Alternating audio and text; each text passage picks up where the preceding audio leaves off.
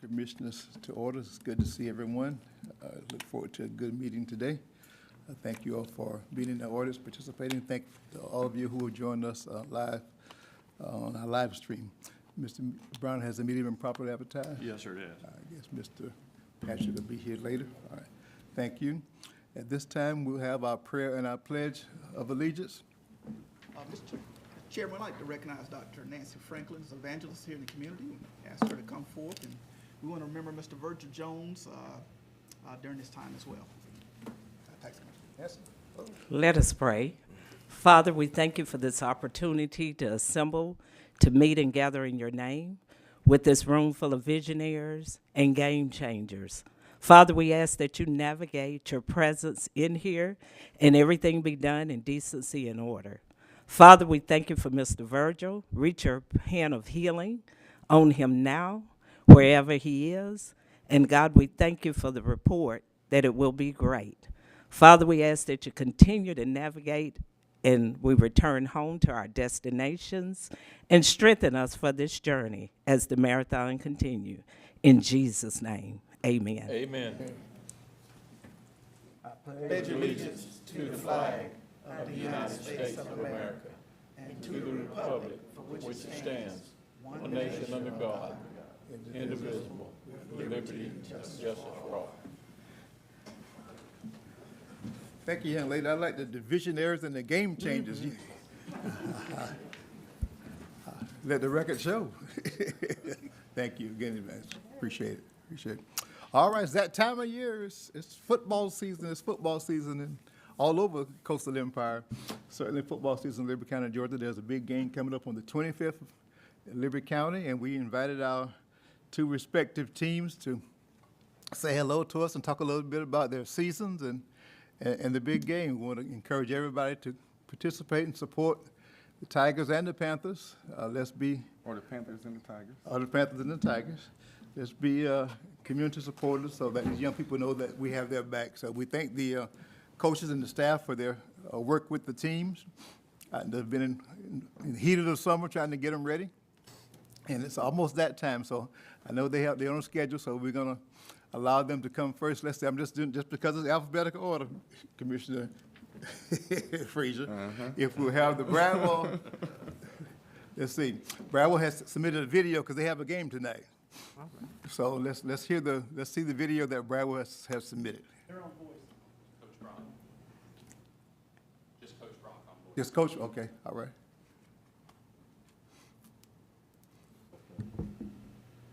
Cornell looks like she's kind of.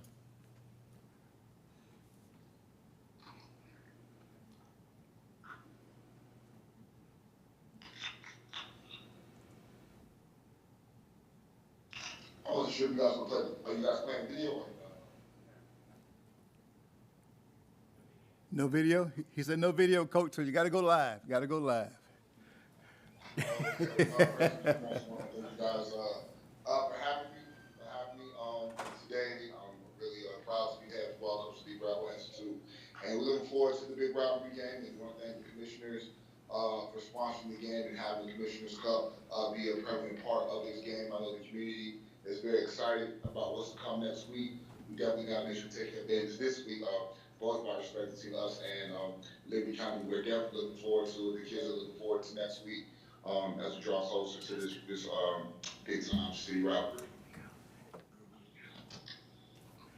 Thank you, Coach. Now, Bradwell did submit the video. Yeah, we can't play it. Coach, we apologize for technology and what it doesn't do sometimes. But That's quite all right. I definitely understand. wish you well. All right, I see Dr. Wilder's on. Are you going to give an intro to Coach Glazer, Dr. Wilder? Or is he going to stand on his own? No, I will be more than happy to introduce our illustrious Coach Glazer in his first season as our official head coach of Liberty County High Panthers. Coach Glazer comes to us with a wealth of knowledge and experience. So I'm going to give the floor to Coach Tony Glazer. Coach Glazer, you got the floor.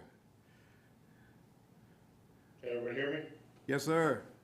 All right, well, first of all, thank you for having us today, and sponsoring our game and involving us in the County Commissioner Cup. I know we're looking forward to it. We appreciate you guys' support every year in doing that. I know it means a lot to the kid, it means a lot to coaching staff, it means a lot to the community. I know the big thing that stands out with me is all the support. I love that, Bravo Liberty game, this will be my 15th Bravo Liberty game. I appreciate the fan support that we get. It's a great high school atmosphere for the kids. It's an atmosphere that they'll remember for long when they're done playing at, Liberty or Bradwell. And it's a game that we're very proud to be in, and we're very proud to be associated with you guys, this town, the rivalry, and just competing and trying to put on a good show for everybody there. Hope both teams stay healthy this week so we can have a good game and get ready for next week. Okay. Thank you, sir. We wish both of you well, and I want to encourage the entire Liberty County community to support both schools, not just the rivalry game, but all throughout the season, how would you say, to validate the sacrifices these young people make with their coaching staff. So let's everybody get and support both teams all during the year. Wish you well. Go Panthers, go Tigers. Yes, sir. Thank you. If we have a minute, I'd like for our senior captain to say a word or two. Okay. All right. All right, go ahead, Ron. Come on, Ron. Get up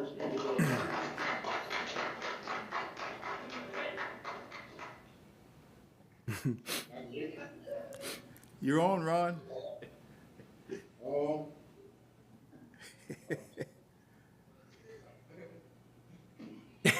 Too late.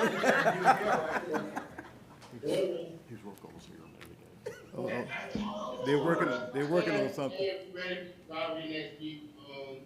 These guys accommodate my family, so get ready to put on the show for y'all. And go Panthers. Go Panthers. Go Panthers.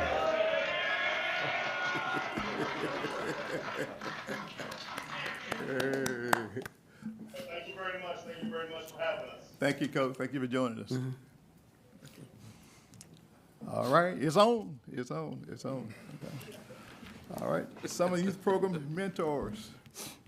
Mr. Chairman, and the Board of Commissioners, we work with 18 dynamic young people this summer for our Summer Youth Employment Program, which we affectionately call SYEP, and we think we had a great impact. 2 or 3 of the young people were extremely very shy, but man, by the end of the program, they were blooming and blossoming, and we're so glad to see that happen with our young people. And we thank you guys for funding the program. I'm going to ask Ms. Teresa Rapola and Ms. Laura to come forward. Like they had a team, we had a team. And we want to recognize the county departments. They stepped in and they mentored all these young people. And we just want to recognize them. Mama said when people do stuff for you, you tell them thank you. So this is what we want to do. We want to tell them thank you. Okay. So on behalf of the Board of Elections and Registrations, I want to ask Dr. Franklin to come get it on behalf of the Board of Elections. Should that be showing up on our monitors, guys? No? So the world won't get to see? Okay. Okay. Emergency Management, Maria will come on behalf of the guys over there. They worked with 2 young people, and they were able to get a young man to come out, and he is playing, will be playing for Bradwell Institute football this year. Emergency Medical Service, Ms. Crystal, they mentored 1 youth this year, and we're proud of them for doing that. Team EMS, all right. Don't y'all leave now. We're going to take a group photo in a minute, so don't leave.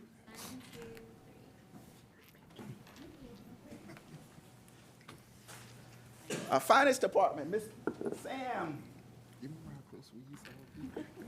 Sam, they mentored a young lady. They had her to go around different aspects of the operation, so the young lady learned everything about finance in their division. Okay. HR, Miss Laura. Thank you. Okay. IT, Michael, Clint, they always get a group of interesting young men and mentor them and pour into them, and they come back every year saying, we want to be in this department. Okay. 1, 2, 3.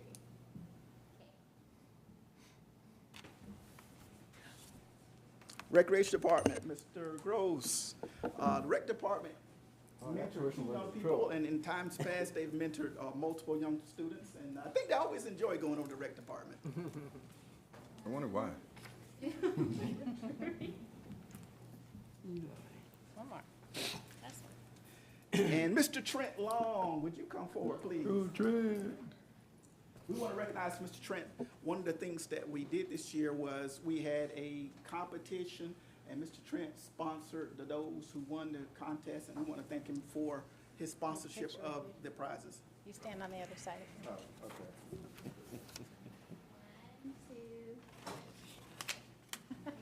That's it. Photo. Thank you very much. That's for you. Yeah, you get to keep that.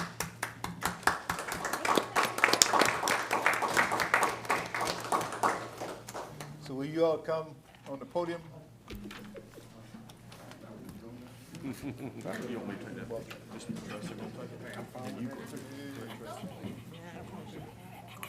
you in the photo. Further down.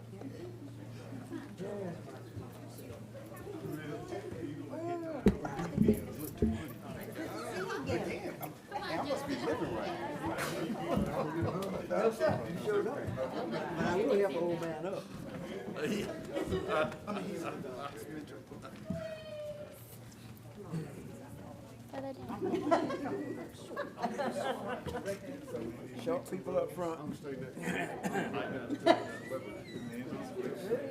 I can tippy toe.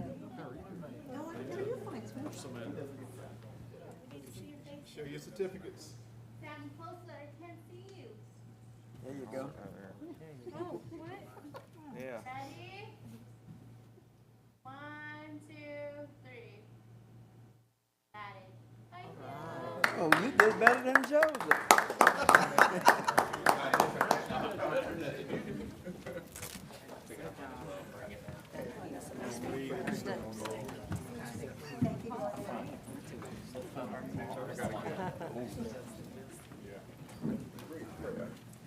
Commission, if you will, while we're doing recognitions, we have in our audience today Mr. Alan Volsky, who's the local manager for the Southeast region for Georgia Power. We just come and say hello to us. So and he was at the luncheon today, and he, let's say, the 2 of the 3 times we met, his question has been, what can we do to assist Liberty County? So I want the commissioners to get to meet him and hear from him personally. Good afternoon, Commissioners and Chairman. Just want to introduce myself, Alan Volsky. I've been in the area quite a while. I live in Wayne County currently. My previous area was Wayne, Long, Tatnall, Brantley, and Charlton.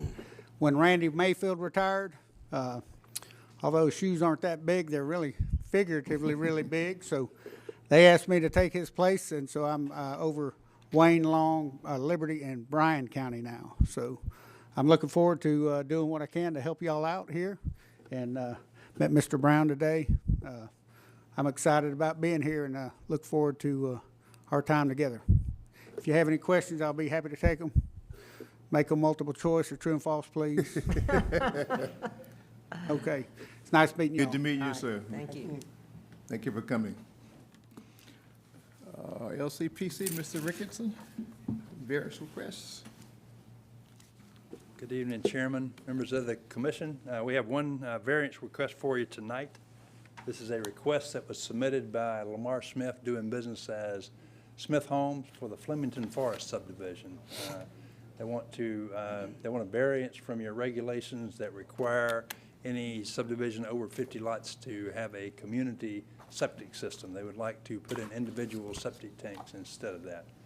This property is located on East Oglethorpe Highway in unincorporated Liberty County, just outside of Flemington, and you can see there the parcel number is 101-068. And this is the public notification. Did you go up here for this, Jeff? Did y'all do a public hearing on it? Yes, we did. We did. Let's, if we could, yes, sir. Well, we can. Chair, entertain a motion to go. I'll move, Mr. Chair. Second? Second. All in favor? Show of hands. Public hearing. All right. Thank you. Okay, this is our public notification. This is a sign Hold on. on just a second, Jeff. So educate me, Joe. So because it was previously a public hearing? Generally, it's considered, if it's considered a zoning action, period, then it needs to go in a public Okay. hearing. All right. So this sign is located on McIntosh Lake Road, which is the property front zone. And this is the ad that we ran in the Coastal Courier advertising this meeting tonight. And this is just a shot showing the location of it. This is Oglethorpe Highway, McIntosh Lake Road, Brights Lake Road. So it's tucked in over here behind these existing neighborhoods over here on Brights Lake Road. You see the red shows the outline of the property that they want to get this variance for. Okay, the zoning map, this area is in pink here. That's R12 in our new UDO. That means you can have single-family residential uses in there with lots as small as 12,000 square feet. They can't do that in this area because they don't have sewer, but they are asking to have individual septic tanks, which is why we're here, is they're asking for a variance to be allowed to develop more than 100 lots on individual septic tanks. And this is a flood map. You can see there are some flood areas located in the back of the property and a little bit closer to 84, but there's a sweet spot right here in the middle, and that's where most of the development is planned to go. And there's relatively, for Liberty County, there's relatively few wetlands in the area to deal with. And this is a narrative by Mr. T.R. Long, who is the engineer for Smith, and they're just simply stating there that you see the old zoning there, R1 translated into R12. So we're now at R12. And what they're doing is saying they'd like to develop half-acre lots in here, and they'd like to do it using individual septic systems instead of a community water system. I'm sorry, instead of a community sewage package plant. And this project is proposed to use the Liberty County public water system for their water supply. This is a layout of the subdivision, just showing there. You see the McIntosh Lake Road here. It comes off of McIntosh Lake. This is Brights Lake Road. So you can just see the road networks there. Again, all these lots are proposed to have half-acre minimum lot sizes. And then also in Mr. Long's narrative, he also says that these lots are being proposed to be a minimum of a half acre and have enough, each one would be approved by the health department, and there would be enough room there for 100% correction of all the lots in case the sewer system fails. There'd be enough room to replace that septic system. Okay, this is right out of your ordinance there. That's why we're here, really. It's saying if you have a system that, if you're going to have a subdivision with more than 50 lots, you're required to have a community system. You can't have individual septic tanks. There are two provisions for variances here. This one doesn't meet either one of those variances. It says if you're going to have 50 to 100 lots and each lot is over an acre or bigger, you can have a variance. Well, these are proposed to be half-acre lots. And then this one here says if the stipulation there is even bigger. If they're 5 acres or larger, you can have a variance. So it doesn't meet either one of these criteria for a variance. And this is the conditions for granting the variance. We always consider it anytime somebody asks for a variance. There are no unique circumstances or physical conditions that would be a particular problem for this particular property, so it doesn't meet that criteria. Number 2, the application of the requirements to this particular property would create an unnecessary hardship. We answered no to that one as well. Number 3, the variance if granted represents the minimum variance that would afford relief and would represent the least modification possible. We couldn't really answer that one yes either. So the only thing that we can really answer that's supportive of this is number 4, if the variance if granted would not cause substantial detriment to the public good or impair the purposes or intent of the division. And the reason we said that is mainly because they're proposing to be on the Liberty County public water system. And there is enough, they are proposing to have enough land associated with this to repair any septic tank failures that happen. So that's why we answered yes to that question. But our Planning Commission heard this at their July 18th meeting, and they recommended disapproval of the request. And their main reason for disapproving it was that, you know, in the event that sometime in the future the state requires that all these septic systems be phased out and public sewer be put in, that would be a big expense to the county to have to come in and retrofit that. So that was their main reason for recommending disapproval. So with that, I'll be glad to answer any questions. This has been advertised as a public hearing, and the engineer, Mr. Long, is here to present as well. Before I bring him up, if the state, you know, none of us have a crystal ball, but if the state wouldn't make that a requirement, certainly wouldn't make that the local government's responsibility I don't think so either, but that was the discussion that happened at the Planning Commission, and that was what kind of carried their decision to recommend disapproval. Much of Georgia is still rural. Right. Yes. Can you imagine? Yeah, there are a lot of septic tanks out there in Georgia. I would think it would have to be grandfathered in, but as far as the health department and, individual, that we haven't had a whole lot of discussion on the state level about that concern. So I don't see it as being, coming online as fast as maybe some of the members had thought it was, or where they may have gotten their information. But also on our paper copy, it says they approved it. But on here, it says I know that may have been, the staff approved, but the yeah. board disapproved. Is that correct? Yeah, The paper. the way it works is the staff makes an initial recommendation on it. We recommend that to the planning commission. So we recommended approval to the planning commission. The planning commission did not agree with our recommendation, so they recommended disapproval, and we always bring the planning commission's recommendation to Okay. you. Well, I just wanted to let that little bit of insight into our board as far as the health department. Right. We don't foresee that coming online anytime soon. And I don't have a problem with what we're trying to do here as far as that. I mean, like you said, most of it is rural. Right. They're still in the rural area. They're not in a city. Yeah. And they're going to come online with our water. So I think it's a win-win situation. Petitioners here?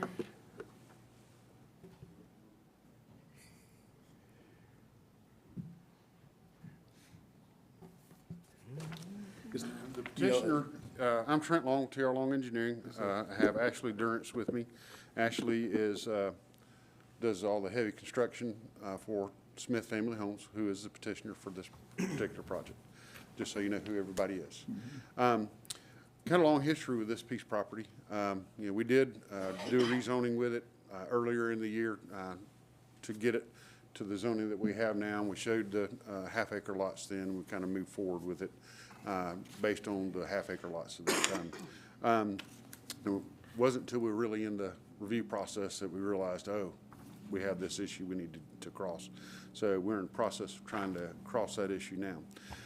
One of the things I do want to point out, like Jeff said, is every lot has a minimum of half acre of usable area. Most lots have far more than a half acre because they touch wetlands or somewhere, and if you have up adjacent to a wetland, you have a 50-foot strip next to the wetland that you can't count toward your half acre of uplands. So a lot of these lots have far more than a half acre. As a matter of fact, 30-something of them have an acre or more. So we do have some large lots. We did look several years ago trying to do a community system here, even looked at trying to pump it all the way to City of Hinesville, and at that time, the City of Hinesville wasn't interested in extending the system out this far. Now, of course, that was before Liberty County had a water system. It was before we were looking at doing some things there. But, the soils out there, these will be mound systems. They're not the best soils, but we have a lot of that around in our county, and we're able, we've learned how to design these septic systems and make them work so that they're safe for our customers and safe for our families that live and work out there.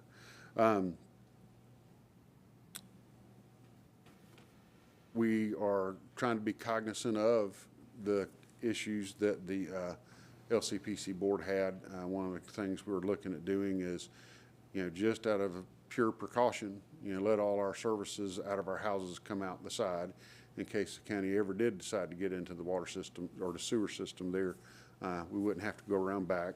We can position our services for our houses on the side so it's easy to get to. We looked at laying out, okay, how does the septic system come here in the future if we get into it? And, we can physically get a septic system in there. There's plenty of community areas, because there would have to be a pump station that can be dedicated. That would be a future pump station if we needed to do something like that. So we're trying to be cognizant of a desire to maybe get into the sewer system in the future and accommodate the subdivision so that it could be retrofitted. Of course, like Mr. Thrift said, we feel like the requirement from the state to get rid of all the septic tanks is probably a long way coming. And I do realize that there may be a strong interest for the county to maybe get into the sewer business. But we just kind of want to take that to the next step and see what we want to do. So without belaboring a lot, I think Mr. Rickson did a good job trying to explain everything to you. I'll open it up for any questions that you may have. Or Trent. Mr. Chairman, I did want to mention something. I'm real familiar with the property, and I'm a little bit upset that they went ahead and named it Flemington Forest. It's kind of like they want to go ahead and annex it, but, you know, the reason to not approve something like this because of the septic tanks, I mean, which, you know, we don't have any policing powers over. The health department does that. But to just decide that they're gonna start digging them up, well, the best place to dig them up is the ones that's the oldest. And there's gonna be people that can't afford to have theirs done. I do think that what I looked at here was your right-of-way is gonna be wide enough that we can come in there for the sewer.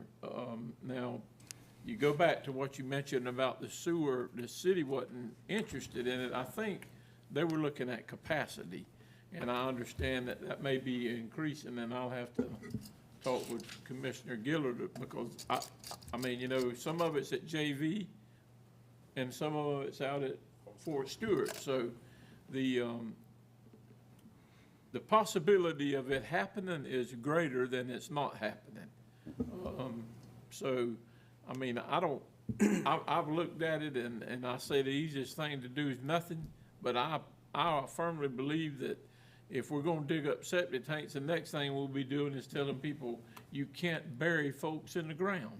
So, and I don't want that to happen. I mean, that's not my way of doing business. I just said, let's try to help the gentleman. I know the Mr. McKenna had it when we rezoned it before, and it sit there. And I hear the chairman talk about rooftops, and I'm still waiting for us to count them rooftops to see what the digest is gonna bring in. But it is my district. I inherited it. Of course, it was Commissioner Bowens at one time, and part of it was Commissioner Stevens. And I'm close enough to where I'm not gonna bug you about your business down there, but I mean, I wanna make sure that you understand that every Friday, that'll just be one other spot we're gonna have to hit. We're welcome. On the way to the east end, right? On the way to the east end? Well, I mean, we don't go down there unless we're invited. Oh, come on, man. Come on. I mean, saying all that, I'm just, All right, sir. All right, sir. I think, you know, we need to, there's, people are gonna need homes, and it looked like, you know, on that size lot, you're gonna have a product out there that people are gonna build. And I mean, you got the Georgia Power man back there, he probably build you a line in there, so, whatever. And that's all, I mean, that's right, it. thank you, I sir. just, Mr. Ricketson, was there any opposition? Yes, sir, there were some people that live in the, that subdivision off of Brights Lake who had wells and septic tanks, and they were concerned about the number of septic tanks that would be proposed, and they basically asked some questions. Will we be connected to the county's water system as well, or have an option to connect to the water system? And that was really the only comments. There weren't any real strong opposition, but they did have some concerns about the number of septic tanks in proximity to their wells. Mr. Long, you want to address that? Yes, sir. You know, I think for our water system, we do have an option that would extend our water system through Brights Lake, but they are already on a community system that's owned by a private individual. But we also have a 25-foot vegetative buffer along the back of their property, and a lot of those abutting homes have wetlands in the back that are going to separate those homes fairly well. Okay. I think we even had a couple of people that came that were interested in buying the lot. All right. Any other questions with you? None.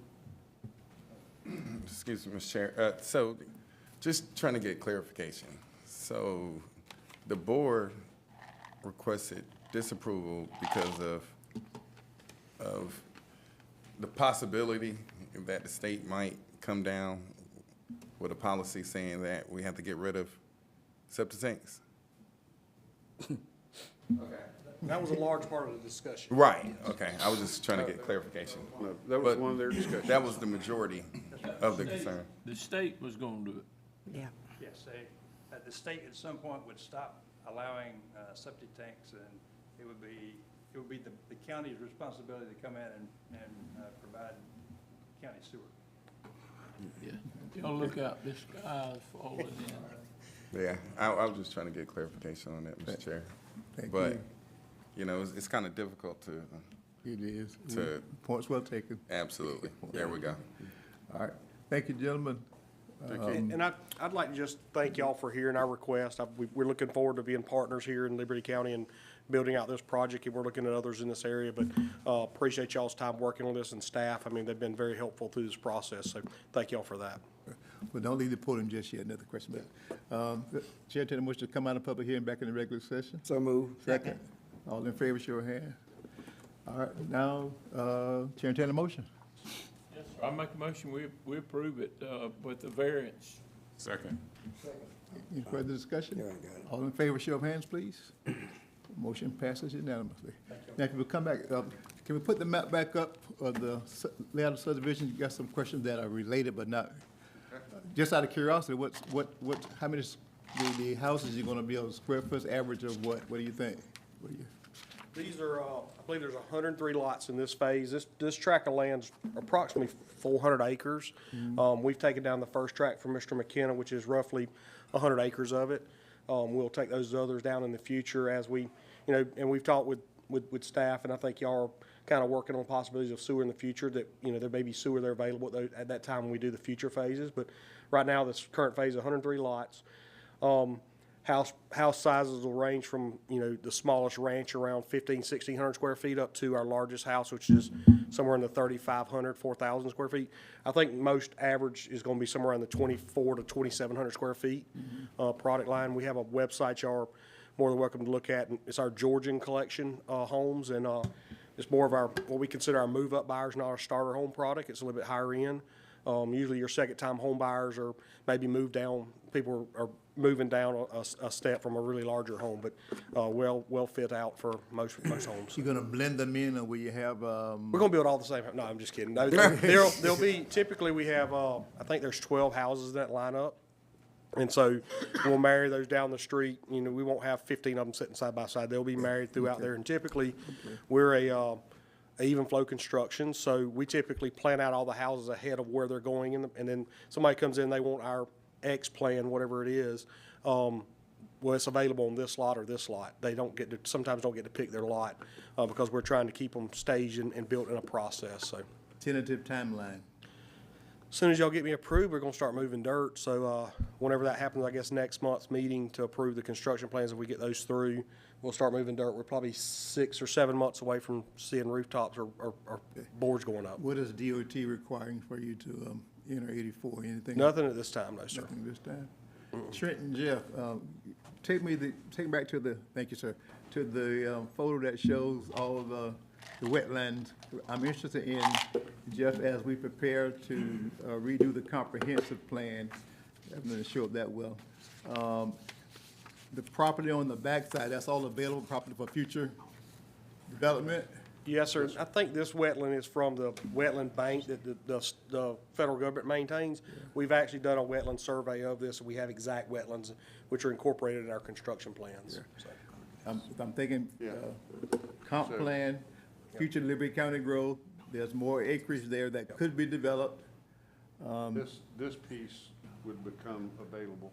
Okay. Yeah, that goes, Mr. Chairman, all the way into where Danny Bryant's place is in there. I think Weyerhaeuser owns it now. Yeah.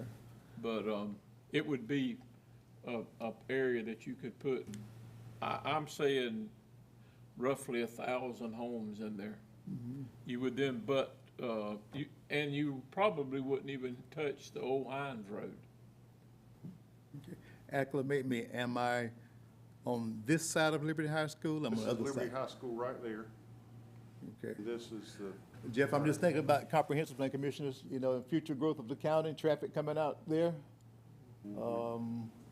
School traffic, all those things, but keep that kind of thing in mind when we do the comp plan. 'Cause We had talked a little bit about that. I talked to Trent because I was concerned of that, with the road. You know, there's two ways to go in, which is you can circle through the subdivision behind, the Brights Lake one and come out, and then you also got the one that goes in the McIntosh Lake Road. And I was looking somewhere down there about Liberty High. Well, I guess Jimmy Smith's place is pretty close, but you do have to get across that canal. You could bring traffic out to 84 there. And of course, and I'm not a transportation guy, but I'm just thinking if there is more building going on in the back, that would keep them off of Old Hines Road. Now, in the city of Flemington may want to pave it.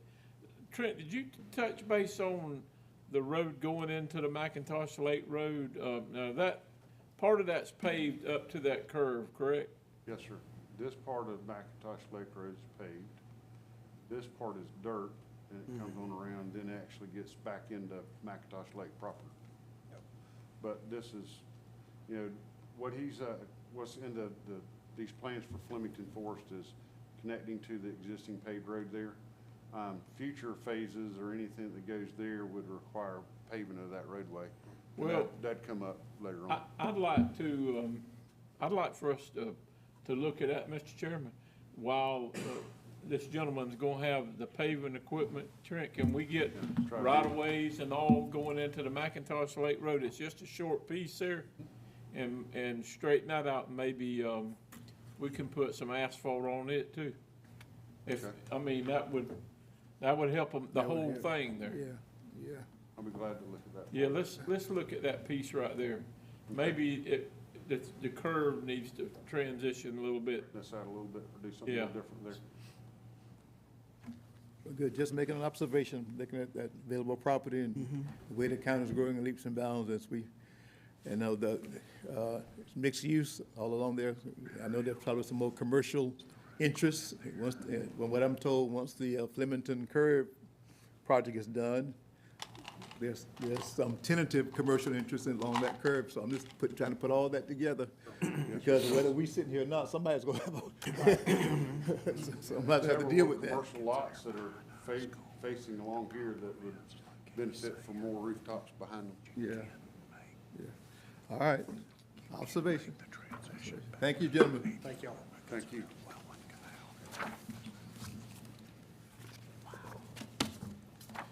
New business, MWB update, Mr. Lisa Cliff. Hello and welcome.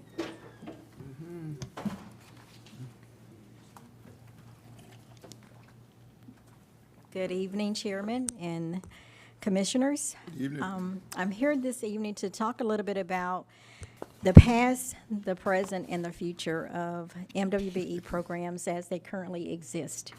So you are aware that you've had a program for a number of years, and has the program been 100% of exactly what we want it to be? Probably not. But I think that indicative across the country, we are actually doing the best that we can to make sure that there are inclusive actions on each one of your projects that are over $100,000 for construction. I made a list of some of the most recent projects that we can look at that actually contain MWBE goals and how those goals were attained. So your Samuel B. Harris project goals were on that particular project. Your Miller Park Fire Station, your Gill Park, and your Lewis Frazier Water System, and the Public Works project and the Island Highway project all contain MWBE goals. So when we talk about projects that have these goals attached to them, we have to be realistic about where we are with making sure that our minorities and our women are actually getting certified and are actually having a proper seat at the table. Your program is designed to basically identify those particular companies that are certified, right? So certification is, of course, that unified process by which companies go through, whether it's through DOT, the Georgia Minority Supplier Diversity Council, or either an SBA, and other entities that the SBA has approved for certification. I can tell you, with working within this particular industry for now 13 years, certification is something that's hard for companies to actually go through. It's very intrusive, and it is very discouraging sometimes when we have people that are going through that process and they don't have all the information and all the documents in order to get certified. So what does that look like? That looks like us working from a business development standpoint to try to make sure that these businesses have what they need in order to get certified. And then they're able to participate on the projects. So when we look at participation, so we look at, how can we then build relationships around the prime contractors and the subcontractors that are looking to actually bid on contract opportunities within the county. We have to form some type of relationship with them to make sure that, number one, that the prime contractors know that the subcontractors exist and what that looks like. So our efforts have been challenging, and like I said again, this is something that we're experiencing across the country. Making sure that, projects have MWBE goals and the goals are carried out. So that's the past and the present. So what does future look like for these programs? I'm not sure if you all are aware of the HB 128 amendment that came out earlier this year with Governor Kemp. And it talks about how the state is looking at minority and women business participation in projects. There's actually some new ruling that says that minorities and women businesses are categorized now as classified businesses with the state. What does that look like? The Department of Transportation still has a DBE arm where certification is actually taking place in that particular area. But the Georgia Department of Administrative Services has a different program that looks at certifying classified businesses for those projects that are coming out of those particular conduits, the Georgia Department of Administrative Services. The thing that I feel like is advantageous for us to look at in that particular new proposal is that the state now identifies veteran-owned small businesses and service-disabled veteran-owned small businesses. So what does that look like? Historically, that is not categorization of companies that we have looked at in the past as making sure that they're participating in our projects and our program. But now they're included in state-funded type programs. So I think that that gives us an opportunity to look at our program. I don't think that it has been updated in a number of years. And I think that we need to look at that program and see how we can make it more meatier and more healthy to actually accommodate some of the changes that are taking place. Again, I don't think that our program is where we probably would want to see it, but I think that we are making some stride in efforts moving forward to try to make sure that it is exactly what you want it to be. And I'm here to answer any questions that you might have. So the veterans piece is a new piece. The veterans piece is a new piece. Back in 2011, I was asking that question because a lot of veterans were asking, what about the certifications that we have? Veterans are able to get certified at that time through CVE, the Center for Verification and Evaluation. Now that certification has moved over to SBA. So the state did not recognize that is a certification coming into state procurement opportunities, but they do now. They do now. So, I mean, with our community being heavy in veterans and service-disabled veterans, I feel like this is an opportunity for us to address that. Okay. All right. I got one more. You ready? I'm always ready. The certification piece, who's the facilitator of that? Who's assisting groups to get certified? If I remember correctly, that was one of the obstacles. Yes. So the groups that's helping people to get certified are either private or sometimes state. So there is a DBE subcontracting firm that's with the Department of Transportation that's called the DBE Supportive Services, and they provide certification. However, they don't actually hold your hand. So locally, my company actually provides that certification process where we do the hand holding for every company that wants to get certified. And we normally take them through the certification through GDOT, the Department of Transportation, as a DBE, because the DBE certification, number one, is free, and number two, is recognized throughout the United States. If that company wants to do business in South Carolina or Florida, they have a reciprocal relationship, and so they can do business in other states as well. Yeah. And I recall too, in this area, the Liberty County area, the percentage of certified are? Very low percentage. One of the things, again, when we look at certification, it is very intrusive. So I'll tell you some of the challenges that we have with certification. Some of the challenges includes when we get to that process where we're asking firms for their tax returns, because that is something that's required. 3 years worth of personal returns and 3 years worth of corporate tax returns. A lot of companies are not doing their taxes. And so what we've done, we've created relationships with tax preparers here in our county to say, okay, look, you might not have your taxes done, but this is a tax preparation company that you can work with to get those taxes done so that that does not become a bottleneck for you to get caught up in not going forward. Some companies look at it from the standpoint, if I have to do this to do business with the county or the city or LCDA or whatever entity it is, I'd just rather not go through that process.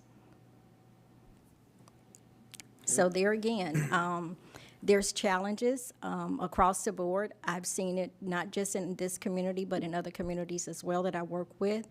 But it's something that is going to continue to be an effort that we will continue to move forward with. Has Liberty County been as progressive as Liberty County can be with what we can offer? Now, we can't make people get certified. Right. We can't make folk go into the construction business. If they are, they are. But I think what we're looking for is to make sure that on our side, we're offering the opportunity. I think that we have been progressive. However, I think that we could be a little bit more progressive. I think that, again, a lot of these programs basically functions better when we have people like you at the top that are made the decision to implement these types of programs, are there supporting them. So in the past, if we've had like a certification workshop, it's good for me to stand in front of people to say, hey, this is what the county has. But it would be wonderful if one of you all would be there, or many of you all would be there at a certification workshop to say, this is our initiative, and this is how we're supporting you in that particular area, to make sure that people know that it's not just DeLiso, it's not just strategic or our representative that's there representing the county. So I think that inclusion of, the county commissioners and that would be helpful. I work very closely with Joey and and Joseph. So I think from that perspective, I have their support and we work very good together, but it would be wonderful if you all could be present as well. I think you can make me quit asking you questions because you put us on the spot. Yes, ma'am. Yes, we received that. All right, Commissioner Frazier, whomever. Yeah. First, thank you for taking time out of your busy schedule to come see us and give us an update on this NWBE policy.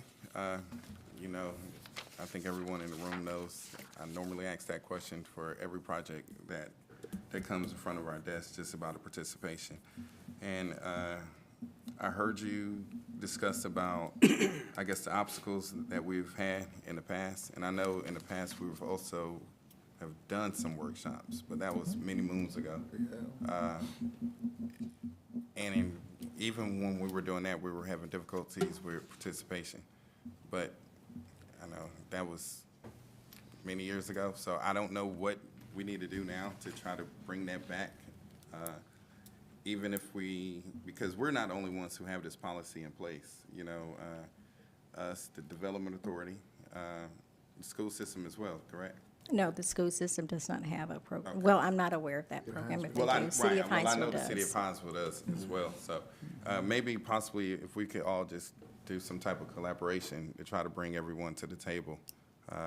Cause, I mean, we're all stakeholders, and I think, you know, just some way somehow to try to get people to really understand the true benefits for this program that we put in place.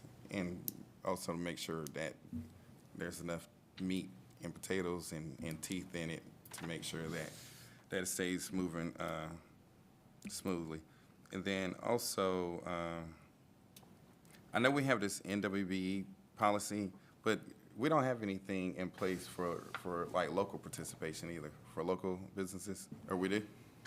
We actually do. So when we do the proposals, and you'll see one later on, where we have a local vendor preference, where Right. when we do those, they get extra points for those. Okay. That's correct, yes, sir. School board does too. Cool. Okay, cool. They did. All right, I was just making sure with that. And I guess if we could, I don't know if you have these numbers, but we implemented this policy when was that? 10 years ago? 2012? Right. Yeah, that's what I was thinking. Do we have the numbers on the participation of, I'm talking about how much, if we were spent $100 million on projects, how much money has trickled down to this policy? I can pull that report for you, because we do categorize them out by project. Every project that has a goal attached to it, and then, of course, when the payment request comes in, we actually evaluate the payment request to make sure that there are MWBE dollars being spent on that project that they propose to spend on on the project. So yes, I Right. can pull those numbers together for you, along with, yes. Right, okay, so I guess if you could email that to, I know I want to see it. I can't speak for everyone else. Just but- wondering how much, is that something you just pull from, you don't have to go through thousands of pieces of paper, do you? This is all electronically derived information? It's electronic from my perspective, Yeah. yes. I can do it from there, Okay. yes. Yeah, Can 'cause I mean, honestly, I think that's why we put this in place. It's about the money. So, and making sure that everyone has a fair share or opportunity. So, I'm glad it's easier work for you. But, I mean, that's the reason why we have it in place. So if we don't have those numbers, we don't know what needs to be fixed or what we could do better. So I would definitely like to see that with that, so. And you gave us an update on the new portions of the bill with House Bill 128. So it starts including the veterans, which hopefully that will give us a little bit more participation here as well. So that's something good. With updating, I know it's time to update this. It's been time. So how about the other governmental entities? Have they already updated theirs? The City of Hinesville? Yes, sir. The City of Hinesville, we updated their policy and it was adopted in 2021. Okay, We started working on that in 2020 during the pandemic. Yes. okay. So with that being said, is there a lot of things that we need to update from, I guess, from their policy that you just updated from 2021? Or all we need to do is just change the name on it and keep it moving? Because of your purchasing processes are different, I think that you need to maintain a policy that's indicative for your organization, for the county only. Okay. Yes, each one of the entities' policies are different. However, you did bring up a good point that I had talked about years ago, which was actually collaborating with each one of the entities that did have a program, so that, because we pull from the same subcontractors all the time. Right. You know, when we're looking at the MWBE program, we're looking at a program that is considered to be a conduit for companies to actually get into the program and develop capacity to maybe one day move into that place if they want to be a prime contractor. However, the subcontractors, we pull from them for each one of our entities that we work with. So at the end of the day, there should be some type of collaborative effort from all of the entities within our community to coordinate, you know, these types of programs. But each entity now currently has a separate identifiable program policy. Okay. And if I can go back to something that you mentioned about, having the workshops, we've had the virtual workshops through the city that has been done during the pandemic, and when we don't have a lot of participation. So a lot of times what I have done, I'm a SCORE mentor as well with Savannah SCORE. So I have implemented a certification process or a certification workshop series to basically tell people about the certification process. And from that particular program, I've actually garnered people to get certified.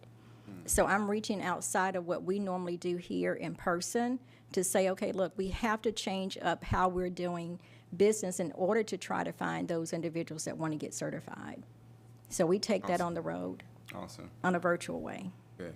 And one more question.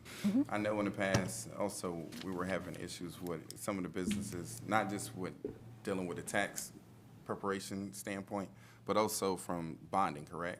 Weren't they having issues with getting bonded? Yes, bonding is one of those things that is a thing for a lot of companies because, of course, bonding goes back to your credit reports, right? Where's your credit? So bonding, the preparation for bonding starts long before you decide that you want to get into government contracting. That goes back to financial literacy and all of that we don't do. But someone needs to have that platform to where they're helping people to understand how their personal credit and their business credit is going to impact their ability to get bonded. So bonding is one of those catalysts that creates a wall for a lot of companies that are looking to go into government contracting if bonding is required.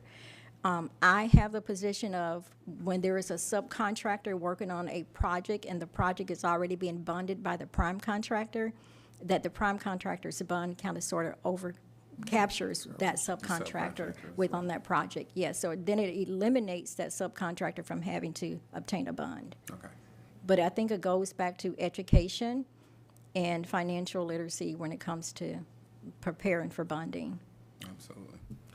All right. Thank you so much. I'm done, Mr. Chair. Thank you, sir. Any other Chair. questions? Yes, sir. Mr. Just question here. If a company comes in and you said minority participation, what's the highest and the lowest that they can get to be considered? Like if a company comes in and you're going to score them on minority participation? Okay, from a scoring methodology, I would have to defer that to Mr. Joey. What we do on our side, when a proposal comes in, a bid comes in, then we get the MWBE portion of that bid is in a separate sealed envelope. And we actually evaluate the companies that are actually being proposed to participate on a subcontracting level. So we don't actually fix a score to it. What we do is tell, to Joey, whether or not they are successful in meeting the 10% goal for MBE or meeting the 3% goal for WBE. And we basically evaluate them from that perspective. So one of the things that we're looking at is, number one, was the company contacted? And are they aware that they've been included on the bid? Number two, what scope of work are they going to perform on that project? And number three, what is the dollar value that's attached to that particular scope of work? And we verify whether or not they are certified. So if they are saying that they're certified as a DBE through GDOT, then we search the GDOT directory to make sure that they are certified at the time. So that's our process. And then the scoring methodology is internal with staff. And MWB doesn't really have we don't use that in the scoring methodology at all. It doesn't have a placeholder because either they meet the goals that she set or they don't meet the goals. And then that's consideration of the Board of Commissioners whether to award the project with or without the goals met. Something you said about sharing of subs. Mm-hmm. Is that, and maybe you guys can answer that, is that not going to be commonplace in the community that's not an ATL or a Jacksonville or where you have perhaps hundreds of subs as versus 10 in Liberty County that may do flooring or whatever? In larger, Halfway thinking No, you're right. In larger communities, of course, you have more subcontractors that Yeah. can perform the work. Yeah. In smaller communities, you're going to have, even, we have subcontractors that do work here in Liberty County, and they're from Liberty County, but they also do work in Chatham Well, County. sure, I would. So we do have that cross-section of, where they're based and where they're performing work. So you're going to have that intersectionality of, companies that are doing business within all of the entities. And doesn't that help the government agency, i.e., I'm familiar with this, even though the contractor gets the bid, but I know this perhaps not, should not be, doing Liberty County business kind of thing. Does that help us in that respect? We get to know who the subs are? Getting to know who the subs are important, because what that does for us, that allows us to notify that sub, hey, look, there's a project with the Project city or the coming. county coming You can aboard, and direct them. then, so you can prepare yourself. Okay. So, because a lot of times too, what happens is that you don't get a lot of participation from subcontractors because they don't have someone internally sitting back writing down proposals. They're not, they don't have anyone doing that technical aspect. So that creates a barrier for them as well. There's a lot of barriers, and those are just some. But again, I think that comes with business development and creating a program that's inclusive of that business development type process. Kind of like the evangelist prayed, though, it's the vision you have for your business. If you want to take your business to the next level, then you're going to work hard to steadily put those things in places that will make you qualify, am I right? Yeah. You're right, and Yeah. I think also along with that, it comes a little bit of mentoring, because there are Yeah, I companies that understand. have to be mentored as well through that process. And I think that's where there is an opportunity for general contractors to network with prime contractors so that they can develop those relationships so that they can, get additional work. Gotcha. If you would, based on what Commissioner Frazier, if you would, send us your recommendations for how we would improve our contract, our policy. And we'll look at that. The Hinesville, the work they did with theirs, I know we're a different entity. Major changes or just a few things here and there? With their policies, there were major changes. Okay. There was major changes, and also there was also a certification process, program that was implemented with that process as well. So what that did, that said, okay, we could actually certify locally for minority or women-owned businesses. And So- we can do that as well. You can, I mean, if that's your desire. Right. Yeah, I want to thank Delisa for everything that she's done, because we've actually had some cases where we've had some goals met. You may remember the project, pretty large project. And there was actually a sub proposed by the prime contractor that was the low proposer, and it was very significant money amount. And they said, look, we've got an MWBE sub, but they are not certified. And so Delisa helped us work with them to get that sub certified so they could participate. So that definitely would be good. And I'd love for us just to sit down from a staff perspective and present a draft Okay. to y'all, Okay. a working draft that you can look at. Sure. That incorporated potential changes would be good. That's where I was headed. Yeah. All right. Thank you, ma'am. Thank you I'm all. sorry. Appreciate it. Contractors, subcontractors in Liberty County that they won't go to work for somebody else. I mean, people pouring concrete and welders and stuff like that, they got their own business and they don't care nothing about it. I mean, you try to encourage them, you need to, try to get on the list. They said, we don't want to fool with it, we'd rather do ours and the man pay me. I mean, so I can understand that, but, they're good. I mean, they're, and as much building as we have in this county and the next one over, folks staying busy all the time, so I know it's gonna be hard to get all those Ts crossed and all, but, hopefully we can, I guess we're crossing them now. Best we I mean- can. Okay, thank you. Thank you. All right. Election for the city of Gum Branch? Yes, sir. I think that this will round out the agreements for municipal elections for this coming year, and this one is for Gum Are they Branch. coming in based on when they When Time to submit them. they do, yes, sir. Yes, sir. Yes, sir, this one's right on the edge. But it is the same standard Was I agreement. diplomatic in that? Sir, yes, sir. It is the standard election contract between our Board of Elections, the County Commission, in this case, City of Gum Branch, for your consideration tonight. All right. Commissioner Thread? Yes, Mr. Chairman, I make a motion, we approve the municipal election agreement with the city of Gum Branch. Second.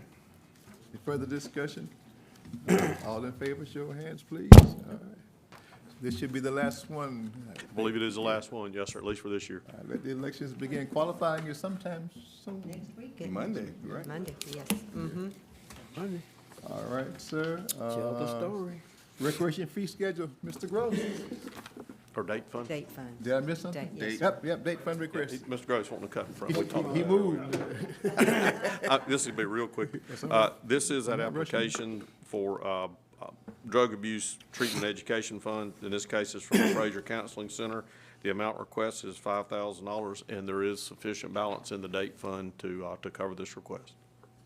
Mr. Chairman, I would make a motion, we approve the date request funds. Second. Motion second, we approve the date fund request from the Fraser Center. We have been privy to their work before with these funds. And so we look forward to what they do and make a difference in the lives of the people in Liberty County, Georgia. Any further discussion? All in favor, show of hands, please. All right. There should be a pretty good balance, and we hadn't used this funds in a while. Yes, sir, that's correct. And I failed to mention, Fraser's always been responsive to the reporting requirements, everything that's required also. So that used to be handled through the finance office. Are you gonna start doing that now? I will, yes, sir, I will. We'll gather them in. Is that another hat you should wear, sir? It's okay, yes, sir, it's fine. Because what we do actually is there's a date fund committee that gets these back out, so they'll come in Maria applications, and we check with finance to ensure the balance, and then we bring it The forward. Arbor used to vet them for. That she did, Yeah, yes, she sir, did. yes, sir. It's okay, Taking note. it's okay. All right. Now, Mr. Gross is coming. Good evening. I am here in regards to the fee structure revisitation. When we were here before, I was asked to go back and revise it, look at it, and come up with some new numbers. Me and Mr. Mosley met and came up with these fees. The rec board approved them and wanted to recommend them to you all. If you look at the sheet, y'all should have it. The Stafford Pavilion, the old fee was $120. The new fee would be $200, and that would be an $80 increase. And the deposit would be an $80 increase as well, but they get that back. Increase for half a day went from $60 to $100, a $40 increase, and the deposit went from $60 to $100 as well. They get that back. That's a drop down from what we had proposed for the 16-hour time period that they had it for the 400. That would be down from the $400 mark to a $200 mark. Like I said, please note that the full day is 16 hours. Likewise, half day is 9 or 7 hours. And what we would do is propose that stay the same so that we don't have to go and change that and revise everything else on as far as time goes. Other pavilions, $60 for a full day and $30 for a half day. Increase of full day rental fee would be from $60 to $100, which is a $40 increase. And deposit would increase as well, $40, but again, they get that back. Half day fees from $30 to $50, a $20 increase. And the increase for a half day rental fee went from $30 to $50, which is a $20 increase. We would like to propose an effective date of January 1st, 2024. As of right now, beginning July 1, the Stafford Pavilion is our most rented pavilion. We have 56 rentals that are already signed up and have gone past and signed up for the future. And that goes, these numbers I'm giving you are from July 1, 2023 to June 30th of next year. And these are the pre-reservations that we've already had and some we've taken in. Gum Branch had 15, Miller has 0 right now. Jones Creek has 0. Briar Bay, 7. Eve Park, 7. Hillary, 14. Homestown, 6. And Jesse Stevens and Irene B. Thomas have had 10 and 10 future reservations. Gill has 16. This is our newest part, so it gets a lot of work. And those numbers will probably double or triple when it warms up again, when it's summer season and school is out and everything is going on. Right now, as to date, we have 141 reservations already to have happened and planned. Those two things, some of them have already gone by. The rest of them are planned or under reservation through June 30th of next year already. Mr. Chair. We have brought in, with those reservations so far, $9,090 based on what we've done from July to the present date. Okay. Stafford numbers, you think, is it proximity or is it because of the inside location, the Well, it's, AC? I think it's because of proximity and it's heated and air conditioned. All right. Raymond. Yes, sir. I heard what you said, some of them are already booked for next year. And this proposal, you want it to go into effect January 1, 2024. So will they come in, the one that's already there, they will go under the The old fee? Yes, sir. Okay. Yes, sir. There won't be any changes in any reservations that are already on the books. Okay. This won't take effect till January 1, 2024. And those people that have already made reservations, they will be under the old pricing.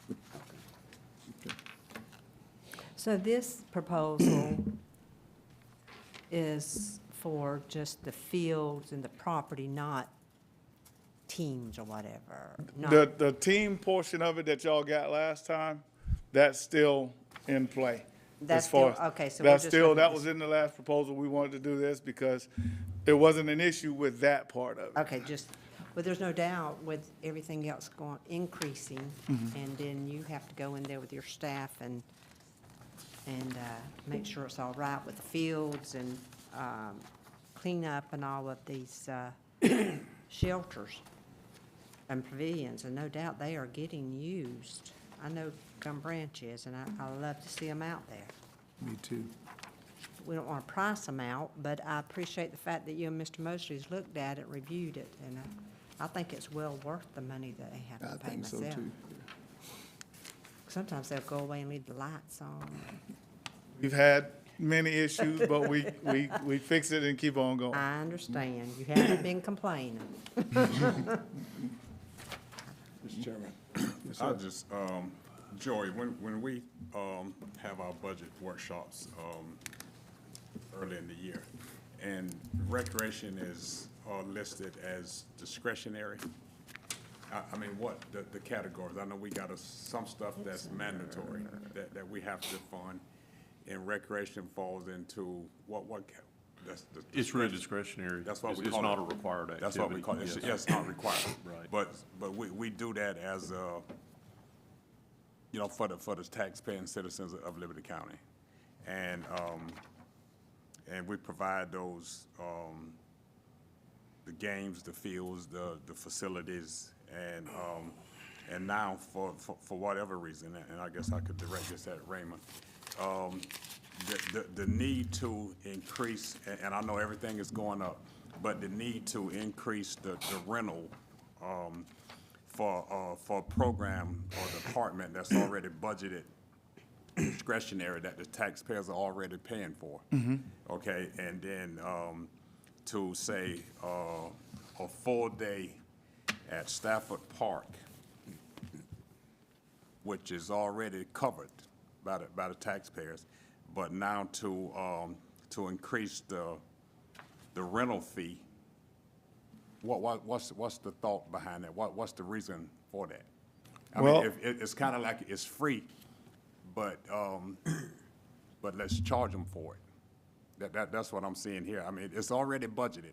It's a discretionary category, and we got money set aside from the taxpayers to fund the recreation department and everything that the recreation department brings to the table.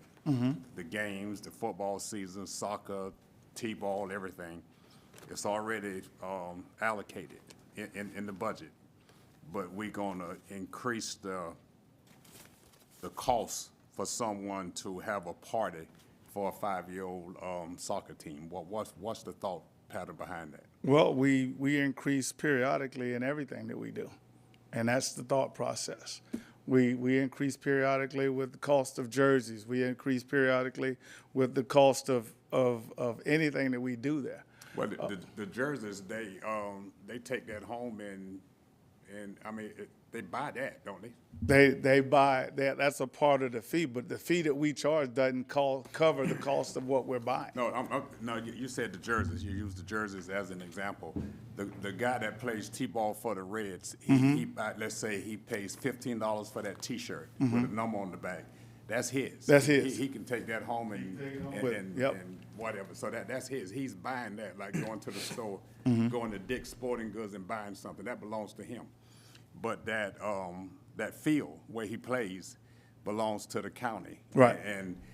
And if the taxpayers have already paid for that field, and that includes the maintenance, your staff cut the grass or the contractor that cut the grass, all of that's already in the budget. Okay. But now for someone to go down there that wants to have and I know we need to have some costs, and things are going up all over the world, but we're going to increase the cost to rent Stafford Park.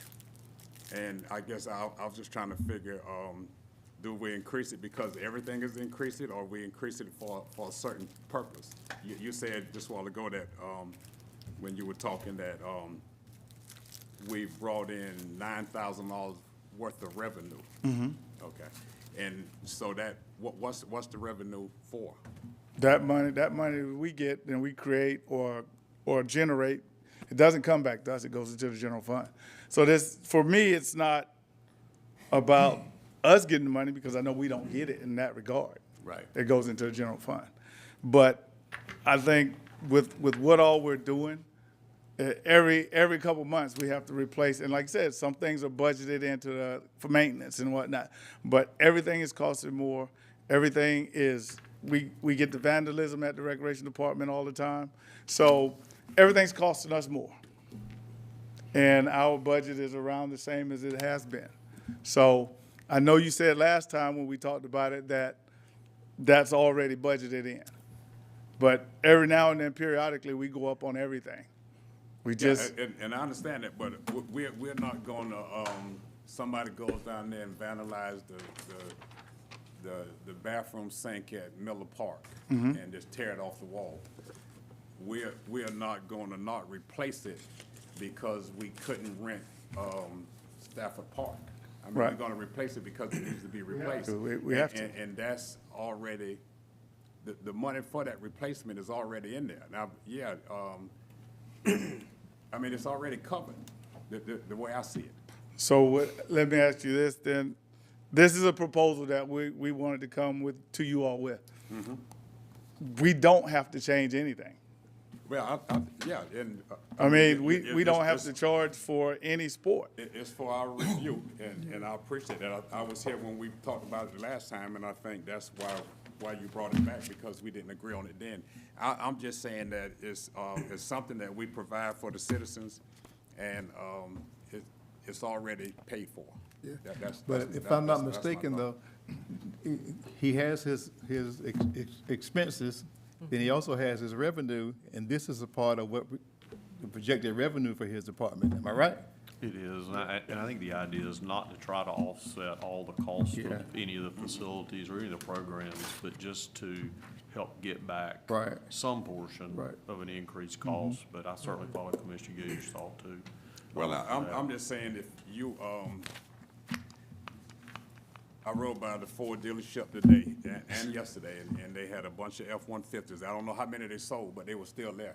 So, Yeah. I mean, if you don't sell it, you don't sell it, right? True. I mean, you just don't sell it. So you can say, well, we're gonna raise the fee, but if no one rent Stafford Park, nothing comes in. And Stafford Park has still got to be swept, it's still got to be clean, it's still got to do all of this. So that's already taken care of. And if someone went down there, if you never rented it, and someone went down there and slapped the toilet off the wall, you still got to replace the toilet. and you say, oh, man, if we were only renting, if we were only increasing our rental, we could put up a new toilet. You're gonna put up a new toilet because the old one broke. That's why you put up a new toilet. It ain't because of what's coming in to help you put up that toilet. That toilet was already budgeted for starting July 1st, when we approved the budget. That's my thought. Chair. Mr. Gross, Mr. Brown, I can see some of these changes, but I just want to clarify and make sure I'm on the right track. We just did the salary study. Some employees got pay raises. Did you justify some of that in some of this cost?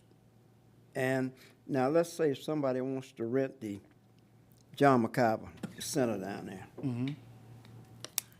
And their program is at 4 o'clock. But then they call, like they did, some people have, they called and said they need to get into this complex at 12 for decoration. That employee of yours is on the clock, am I correct? Yes, sir. So who's gonna pay for that employee being down there all of that time? And you don't have to answer, I'm just throwing it out there. Rhetorical. So, like I say, some of it, I see, the increase, because if that employee is down there, although all that employee is down there monitoring what's going on in that building and the activity hadn't taken place yet, that employee could be down there, what, how many hours roughly? 2-3 hours before on a Saturday, he could be there from whatever time, if the event is all day. If it's from 10 o'clock in the morning, he's there till 10 o'clock at night, the minimum. So somebody has to pay that. Well, Somebody the has county to pay that. Yep. person's salary. Yes, sir. Okay.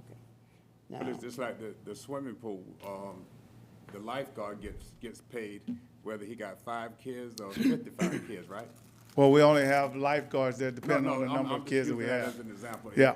If you had a lifeguard at the park down by the McIver Center, Mhm. if there was a lifeguard, and lifeguards are budgeted X amount of dollars per day or hour or however they get paid, not based on how many kids that come there, because he has to be there when the pool open to the pool closed, and he's there for the lifeguard, whether anyone is in there swimming or not. Am I right? The lifeguards are on duty, but the number of lifeguards on duty depends on the number of kids there. And the number of lifeguards is already budgeted. I mean, there's a budget to hire part-time employees, yes. Right. Now, I think Commissioner Stevens was saying that if someone wanted to get in early to decorate the gym or the McIver Center, whoever that person that goes down there to blow up the balloons and hang them up on the wall, he's already a county employee. He's already in the budget. Right? In essence, yes, he's in the budget, Okay, but okay. the bottom line of it is we have to have somebody there, and we budget for some, but You not for standing there everything. right now at 6 o'clock, Randy, the clock is ticking on you, you still getting paid. It's your salary, right? Yeah, I'm sorry. But I'm saying, you salary. I'm not part-time. You salaried, and your salary is already in there, 24/7, just like mine. This don't include employees. Right. Okay, one other thing, on the back side of there, and I know we discussed this last time, we do have some, I don't know if they're private organizations or ma'am. whatever, that are using our fields Mm-hmm.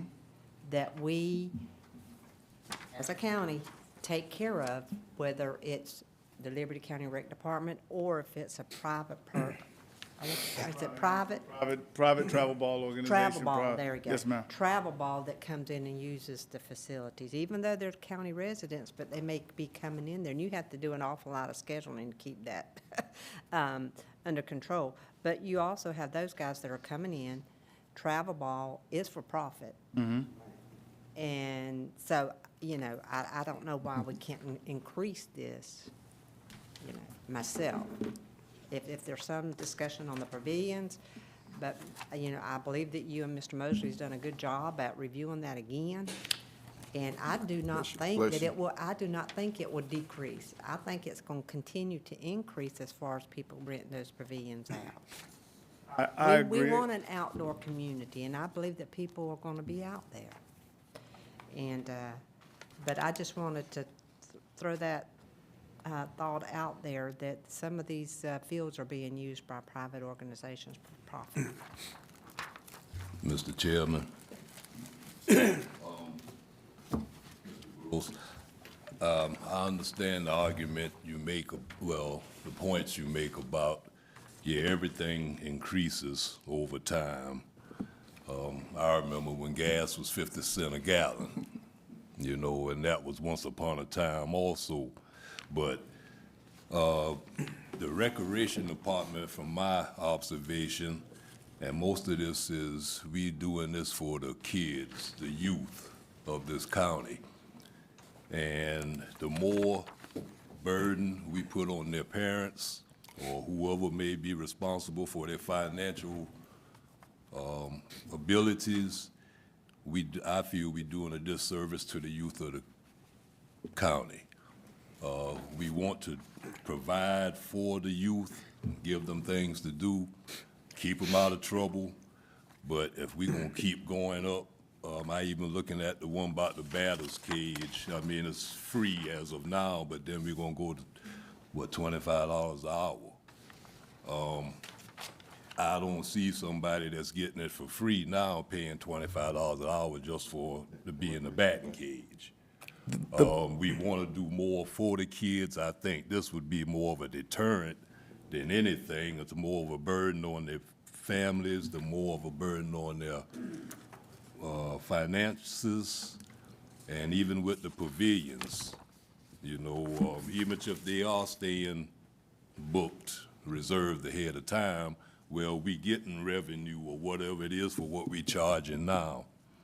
I don't see where the fees raised would be necessary. I mean, unless there's some shortfall with money somewhere, I agree with Commissioner Gillett that, I mean, most of this stuff is already budgeted. We take care of the recreation department, and if it's something that needs more money, more financing, well, maybe we have to look at the budget again from our standpoint. Yeah, But I don't see putting a burden any more than we have to on the public, on the residents, on the kids, the youth. We are Be not, supposed to be doing as much as we can to encourage them to be outside and participate in recreation activities. And I think a bunch of these fees would be a deterrent. the fees are structured for the private organizations that are using and abusing the facilities. It's not, if you wanted to bring your child to the recreation department and get in the batting cage, that's not a problem. You schedule it, you come to the batting cage and you use it.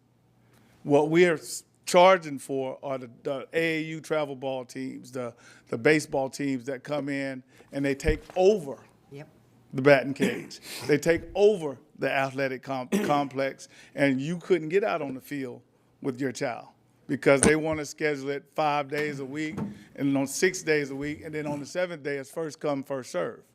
It's open to the public. So those fees are for those private organizations that are coming in there, and it's not to the kids that want to come and use the batting cage.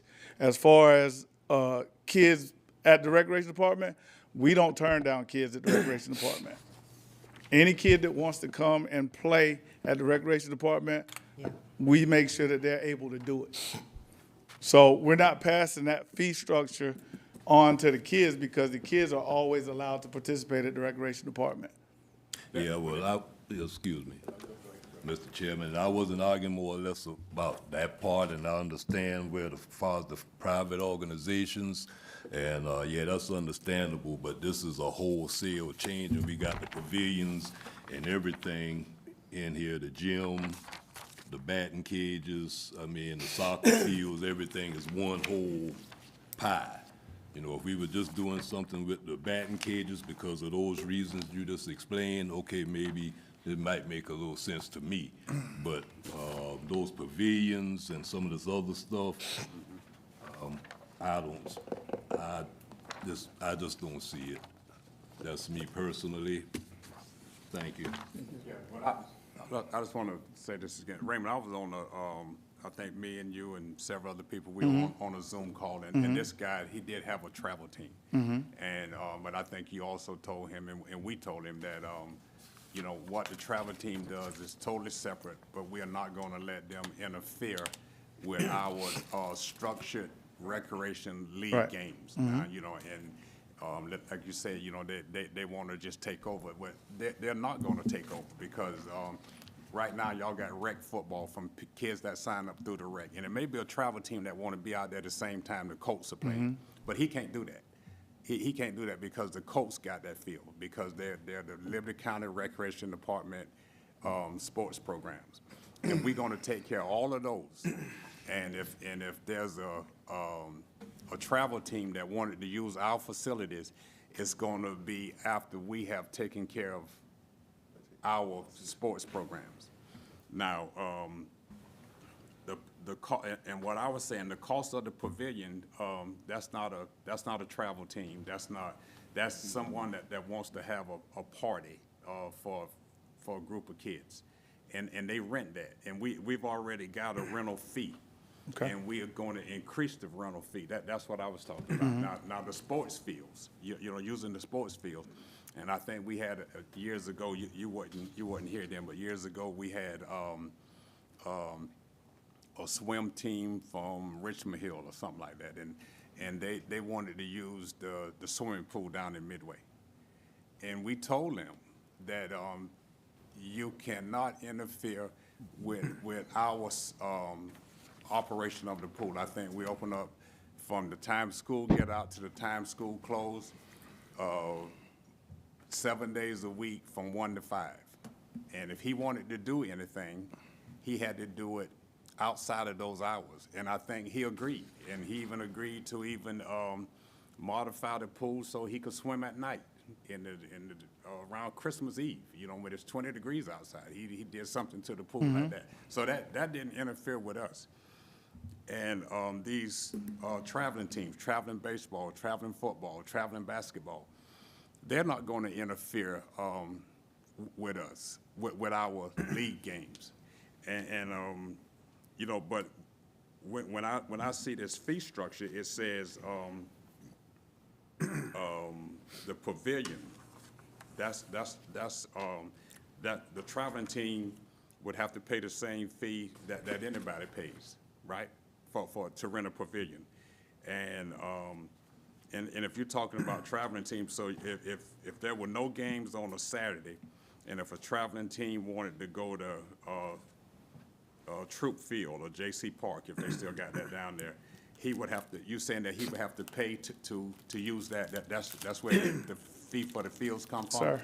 That's just geared toward traveling teams. That's current trend. That's what everybody in recreation is doing now. But if I'm coaching my grandson little league team, and if I had field 1 at James Brown Park scheduled for practice, then that traveling team could not, regardless of what we charge him, he could not do that because I'm part of the recreation department, and I got that field reserved for my For you and your child, yeah. Yeah, which is part of the recreation department. So even though the traveling guy gonna pay some money, it would be after everything that we got in our program is taken care of, right? That would be the general case. If we don't have anything on that field, that entity can use the field. But that is a private entity that is making money using the Liberty County Recreation Department facilities. And that is what everybody is dealing with the travel ball. Okay. I'll give you an example. Brunswick, Glenn County charges a $450 fee for an hour and a half to rent their pools. We don't do that at that level. That's what everybody is doing. It's not just Liberty County. It's not something just off of a whim, but they charge anybody who wants to have a party at their pool $450 for an hour and a half. Where's that? Glenn County. But some of these fee structures are geared toward the groups that's Not The charges are toward the groups, the private entities. That's what we said from the beginning. But the It's the pavilion- travel ball, it's but the the pavilion pavilion is just a public thing. The pavilions are for everybody. Right. And the use Right. of the fields is for travel. That's where the fees are. It didn't say that on here, I don't think. Now, I might be wrong, but I think what I'm hearing is we probably need to take this back and do a little separation where you got what's involving the traveling team, what's going to involve the normal, everyday citizen, and separate those two. Okay. It is, yes. I think he's Only explained those it in things its on the own. back Yeah, would be subject to the travel. the highlighted That's correct. is what he's proposing. Yes, sir. Everything, anything else doesn't relate to that. But then, So but they're then at the separated, same, but at the same time, he's bringing to us in one proposal, all of it. Yeah, and that's highlighted too. Just, So- I mean, so just adopt those that are related to field usage and batting cage usage on the back. We can make that an attachment. As long- And then you can not do anything with Then we don't have, facilities I mean, fees at all. the fees don't have to Look- change look back for at the it, but- pavilion. I mean, but, excuse me, Chair, but the fact of the matter is, in my opinion, our recreation department could use some more funding, from all around.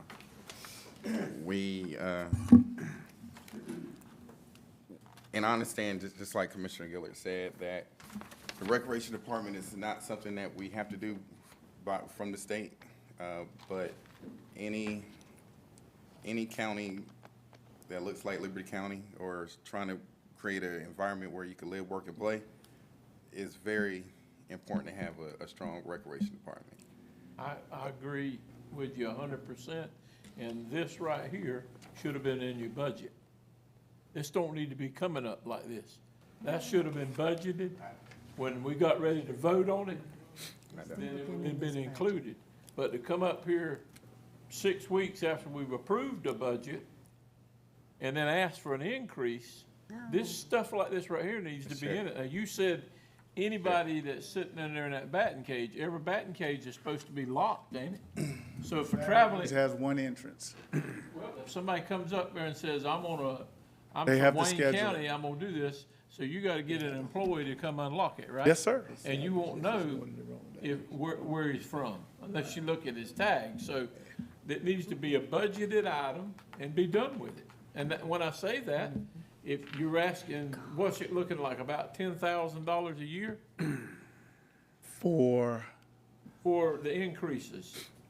Because if you raise it, you're not gonna get this many people. They'll say, I ain't gonna do that, I'll go somewhere else. are you talking about the and have a pavilion? party. Are you talking about the pavilion or the batting cages in the Anything. fields? Yeah, I'm talking about anything. If you raise it, you're gonna push people away from it. Well, Now, we- you mentioned $450 in Glenn County. You know Mm-hmm. the reason it's like that? One thing is they don't want nobody down there. They would rather not have them.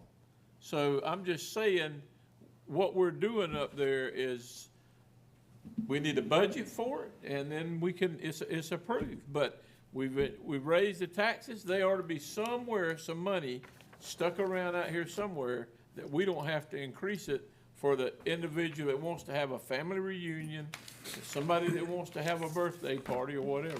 I don't use it. I've been in, when I go vote, I go to the Schumann Center, and I've been down to Midway a few times, but I'm just, I'm not real crazy about raising it. I just want to say that now. Mr. Chairman, I had, and I think we're going sideways here maybe, I don't know, but it's a good discussion. But I don't see how he could have it in his budget if it's not approved. We have to approve the increase they're bringing it before us now. And It's a budget item. that's what, it's never been a budgeted item that I know of. If it is, but his is a little different. Yeah, I think we are kind of, so I think we're really. Wouldn't we have to approve We're it? talking really about two distinct. Yeah. Yeah, I mean, He's been here twice. I don't understand why we couldn't get this ironed Y'all out. have done fees. You could do it anyway, you obviously do it any way you want to do it. You're our, you can either say, look, any kind of rental, any kind of change to a revenue stream that is due from a user fee must be submitted during budget process. And then you would anticipate possibly what revenue you might get from that and include it in your budget. Do you have to do it like that? No, you've done it, this is kind of the way you've done it in the past, not to say that's right. But again, I think, and maybe I'm misunderstanding, the user fees for tax-paying folks in Liberty County, kind of being a caveat, but not so much to check licenses, that are gonna use and participate in recreation programs, what I'm hearing is, you know, hey, maybe we need to hold tight, we got it budgeted, maybe we need to be satisfied where that revenue is right now. For those folks that want to use the pavilions in there, we've got those operational monies budgeted. You haven't set the millage rate yet to cover that budget, but so you may be back looking at fees, but that being said, you've got that budgeted. Really, without an opinion on whether you should adjust fees annually or not, I will tell you, love travel teams, those are not necessarily, in a large part, not residents of your county that are coming in from other places. They don't get a chance to participate in the budgeted millage process, and they are heavily using your fields to a point that they aren't as good as they could be for your tax-paying people that are paying, that you're concerned about. Right, That and they're that's- wearing out stuff that needs to have some recoup on some dollars. It's field care, it's tearing up equipment, it's things like that. The opposite side of the pavilions is that, is trying to recoup those non-recreational sponsored activities that are budgeted somehow. I mean, that's a huge part of it. Yeah, thank you, and I know that the rec department, their board, good people, and I know they're smart people, and I know that they see the need that we need to do this, or they wouldn't have approved it. You went to them, they brought it at the beginning, ever how many months ago that was, with everything, with the whole gamut of increasing registration for the little kids to play and all, whoever to play, adults, and then you took it back, and then you could just come back with just the pavilions and the fields. So I think they did their homework, and they've approved this to bring it back to us. And there's no doubt, in a traveling team, you have not just Liberty County citizens on those traveling teams that are coming in to Liberty County. Don't get me wrong, I'm all about recreation, but I do believe that we need to see a little increase in what he's doing here. Mr. Chairman. Fred's trying to get in. I'm good. Good enough?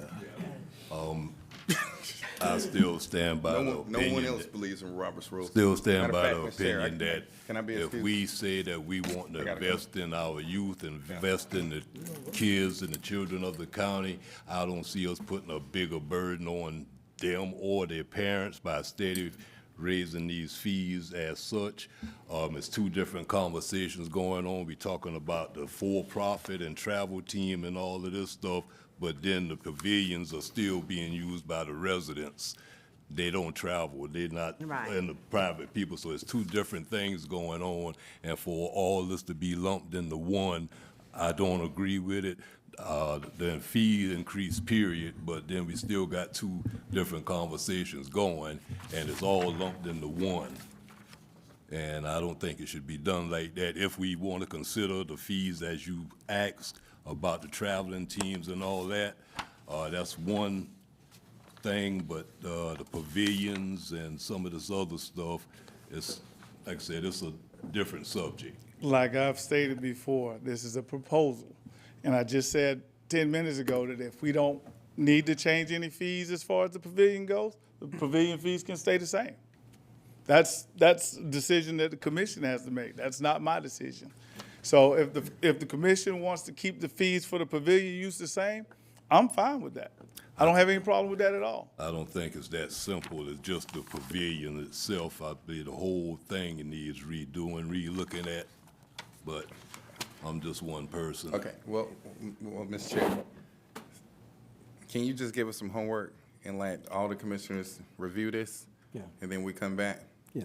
And if you have any issues or concerns with from the top to the bottom, just say no fees, or you're okay with that fee, or need to be, and just come back, because it seems like we're just Well, talking in circles. let's- But at the end of the day, I can tell you one thing that, and this is my personal opinion, our recreation department has been underfunded for quite a while.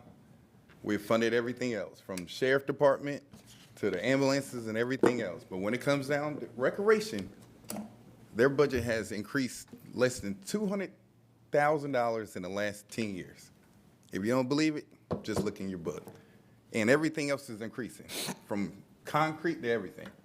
So if we're still trying to focus on having a community where you can live, work, and play, the number one thing that most citizens look at when they're moving into a community is their recreation. Anywhere in the country. So if we are talking about taking the burden off more taxpayers and all of that, let's focus on more recreation in one way or another. But, Mr. Chair, I don't know if that was a motion to table or discuss later, but I just feel like we're just talking in a circle now. If that was a motion to table, you got my second. All right. Thank you. Motion, well, let's make it official. Chair, take a motion to table. So moved, Mr. Chair. Any further discussion? Don't leave, sir. Don't leave yet. I think the discussion is, we need to give him some clear instructions so he'll know what to bring back to us. Otherwise, we're gonna keep going around and around. This is what I would suggest, is that the facilities, the Stafford Pavilion and the pavilions, okay, that we don't increase the rental fee. That we leave that as is. And if part of this proposal, this presentation here, was for the outside agencies, the travel team, the travel basketball, and we trying to, charge them a set of fee structure for them, then that's fine. But when you look at this, the first thing it said is the rental fees, and the first thing that Raymond said is that the rental fees were going to increase, and I was totally against that, because I think that we need to provide that for the taxpaying citizens of Liberty County. And as for traveling teams want to come here and use our facilities,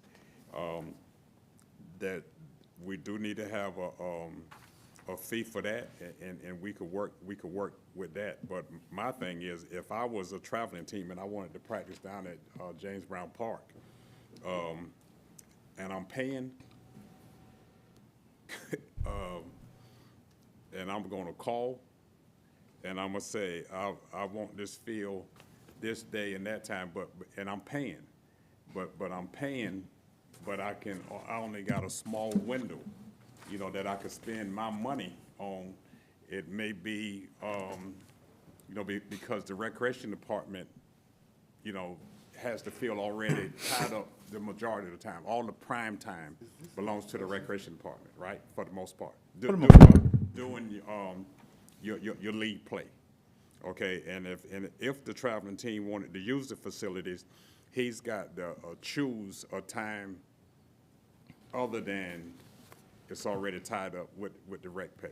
Okay, and then and we're going to set a fee structure for him to use that whenever he could get in where he fit in for a fee. That's what we're doing. Okay. And Mr. Chairman,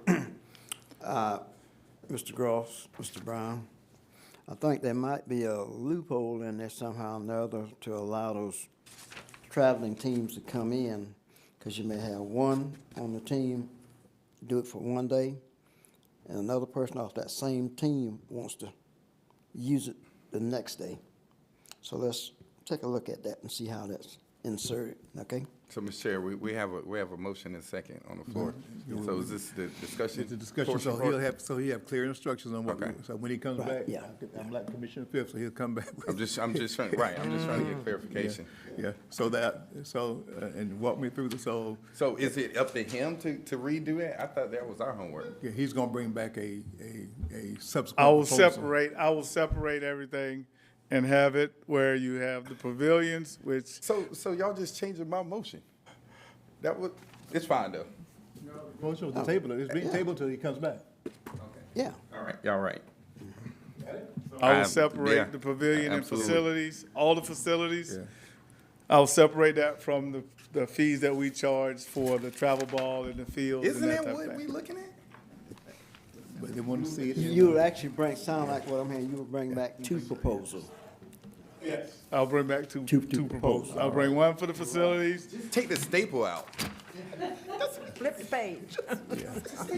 Staple out. Your point's well taken, but I don't think it's Please going to get the be. support. Mr. Chairman, and also the amount of the fees, I mean, may want to be looked at also while you reevaluating what you're doing.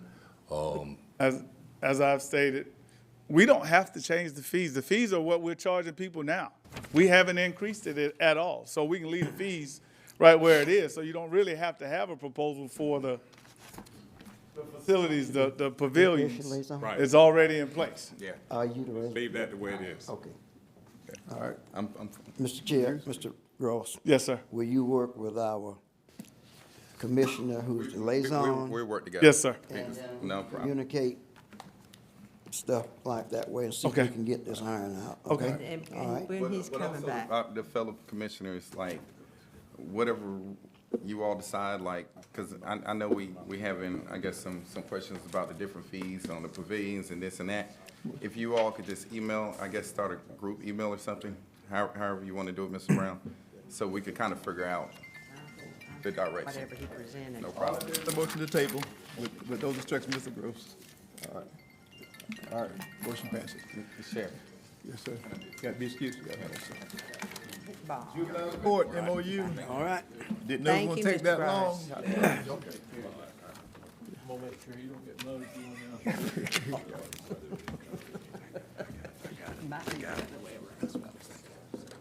on But I was thinking. Mr. Chairman, at the last meeting, we had a request from a juvenile judge to enter into an MOU with the rest of the counties in the Atlantic Judicial Circuit to provide a staff attorney for the juvenile court. And I know it was not officially tabled, but Chairman asked for some time to get with juvenile judge. I've made you a copy, actually, of the FY 2024 personnel request that were looked at, and I should have remembered, but I didn't. I didn't either. That it was, one, that was approved as part of the budget you approved for FY '24 at the $92,373 level. So it is an approved budget item for Liberty County to participate in. Our actual, that's the total cost. Our actual cost will only be $35,000 of that money. So that was an approved budget item. It is included now in your operational budget. And so I bring before you, or I think you have before you, a MOU that was provided for consideration for the staff attorney. And we would just, that was presented from a juvenile judge. And all the other counties in the circuit have agreed to fund their portion of that, just like Liberty County has. Okay. You need a motion? Yes, need a Yes, sir.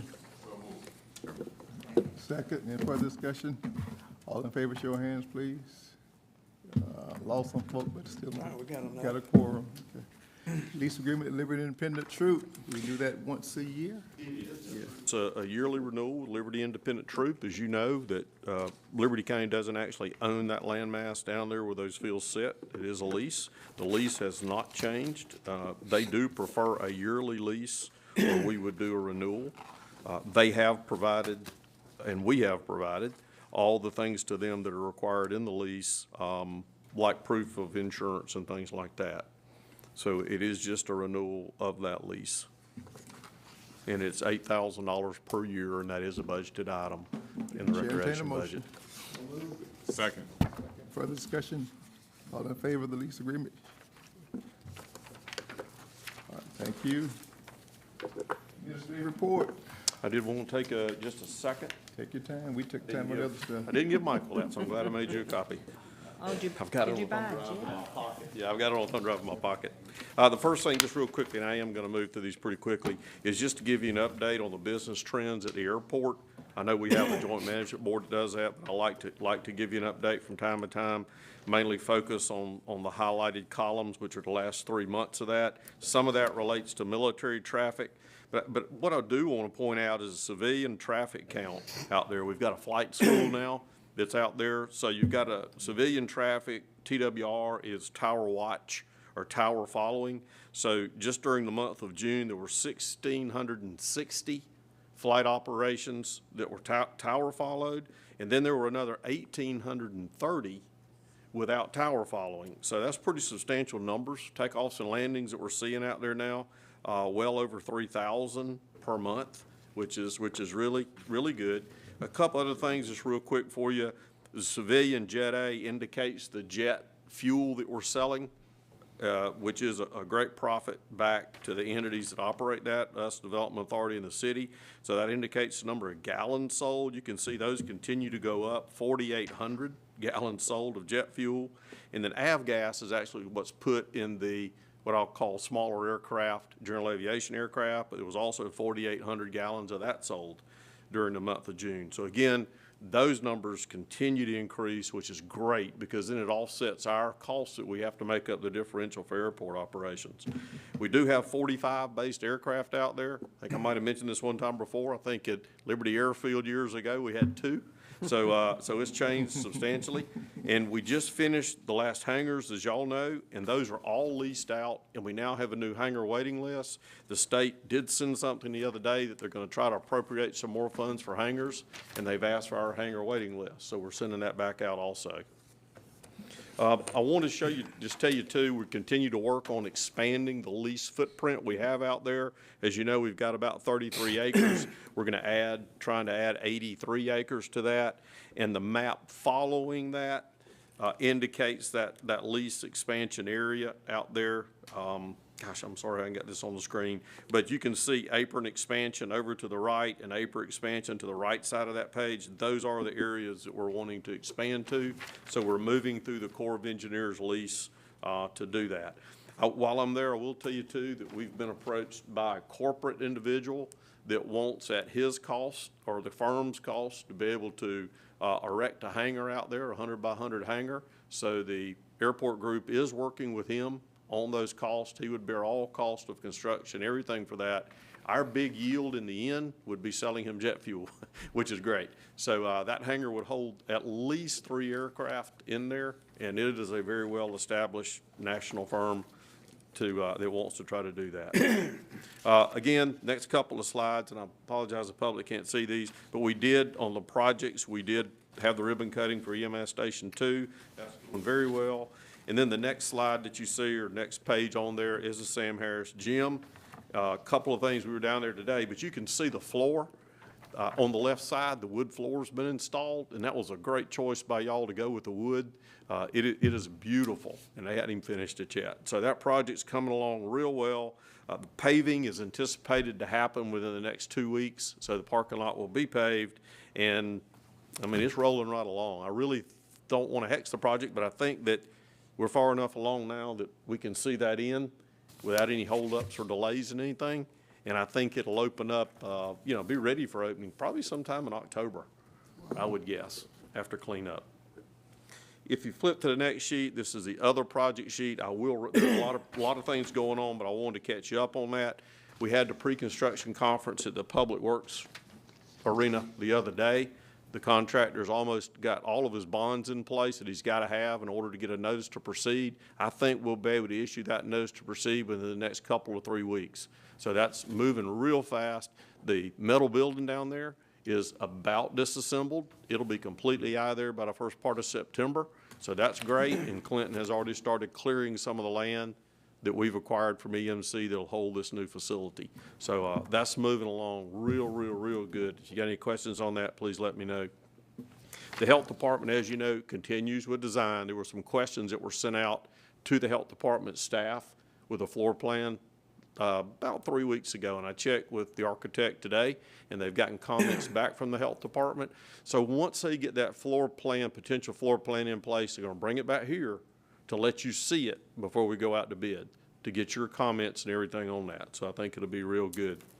The next one involves the replacement of what we're calling the Islands Highway culvert. That's the large box culvert that's by the Leaning Tree on the way to the coast.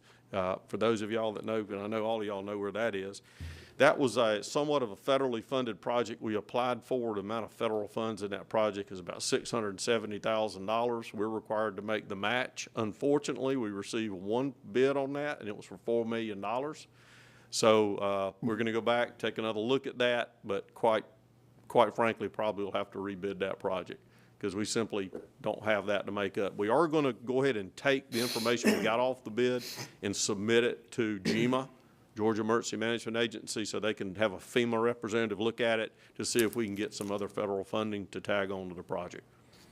The EMS building and training facility is still under design. As you know, the US 84 bypass construction is on hold pending funding for the environmental and utility relocation, and we continue to work on that.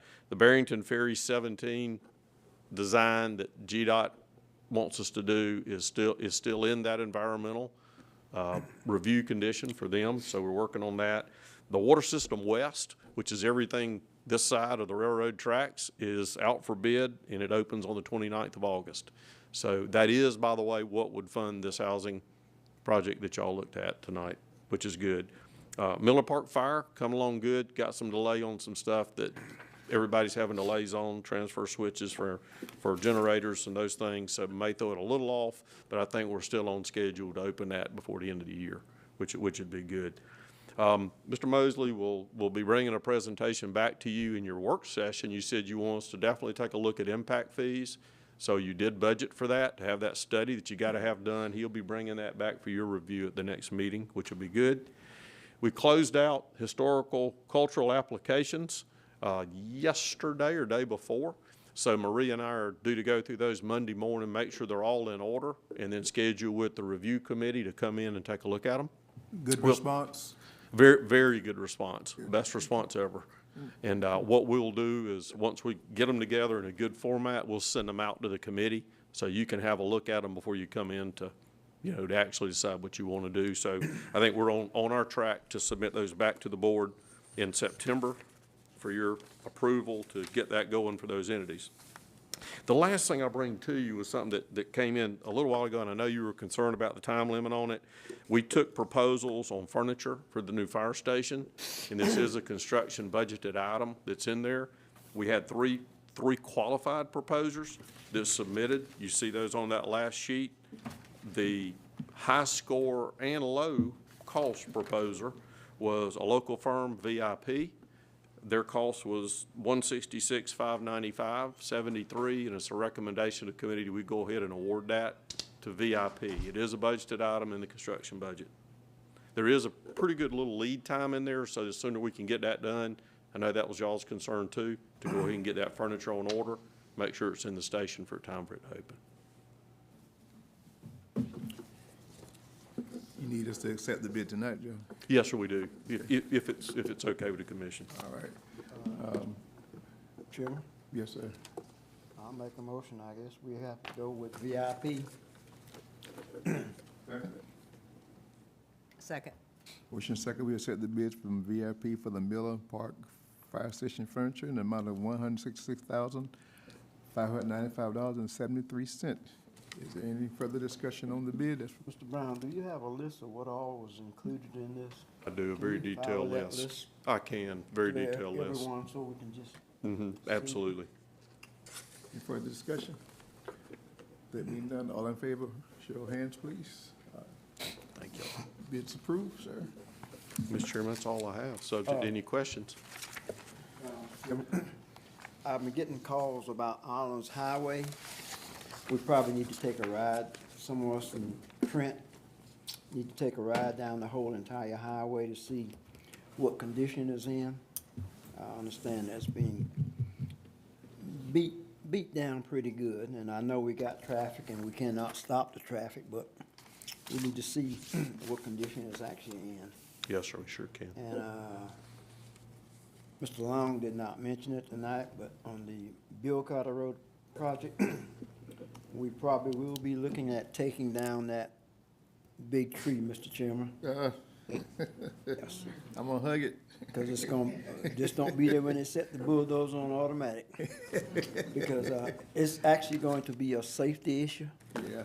Right now, the road is about 3.5 to 4 feet from the edge of that tree. And when you come by with your 2-foot addition, number one, you're gonna hit the root. And that's gonna leave that tree probably about almost 1.5 feet from the edge of that road. And that's gonna be too close, and I don't want it rest on my conscience that we left that tree up there and somebody hit it. Yeah. All right, sir. I did want to mention too, I know Mr. Jones has mentioned alternative fuel vehicles, or EVs too. So we've had a discussion with Enterprise. They have a separate EV division to work with that and help communities get into that. And I'd like to get them, as their schedule permits, in the next 60 days, hopefully to come in and just do a quick presentation for the board on trying to move into that aspect. They did work with Chatham. They were the ones who worked with Chatham over there. Mr. Brown, I had one request. I'm sorry, go ahead. Thank you. Can you have Trent or yourself look at a, turning left onto 15th Street? You know, the GDOT didn't put an arrow there. Right. And all other 3 signals have an arrow except that one going left into Fort Stewart. Had some folks asking about that again.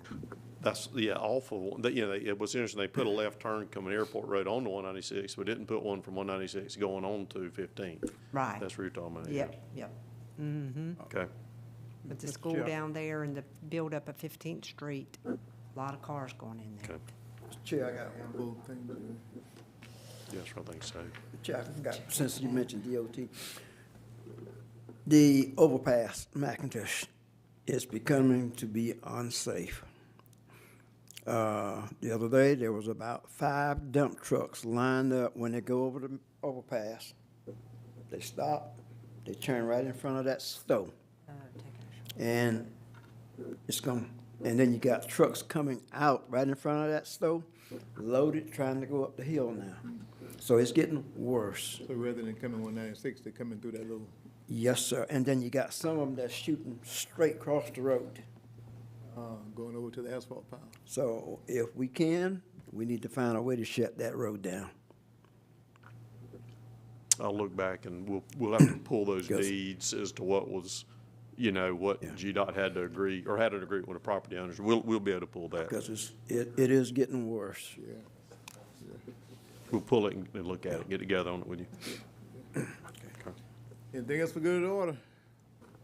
Chair, take a motion to adjourn. So moved. Second. All in favor? You stand adjourned.